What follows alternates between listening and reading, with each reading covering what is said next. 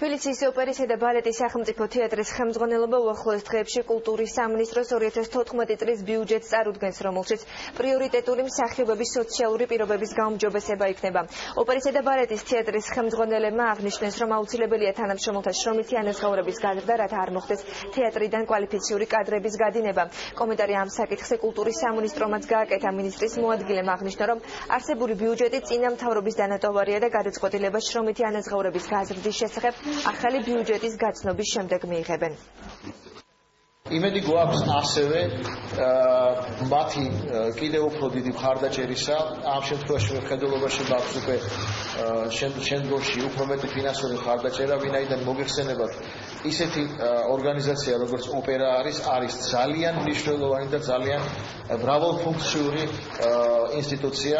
ის მუშაობს როგორც ოპერის განხილვით, ასე ბალეტის, ასევე ჩვენ სიმფონიურ კონცერტებსაც ვატარებთ. ჩვენ ვართ უსახლკაროთ უკვე 4 წელიწადი და მიუხედავად ამისა, იდგმება სპექტაკლები, ვახორციელებთ ბევრ პრემიერებს, ვაკეთებთ რაღაცა კონცერტებს და მართლა იცით შეუძლებელია ისეთი რესურსების, ისეთი ნიჭიერი ადამიანების დაჭერა და დაკავება, თუ ჩვენ მათ არ შევქმნით პირობებს. ორშაბათს ხდება ოპერისა და ბალეტის თეატრის ბიუჯეტის განხილვა.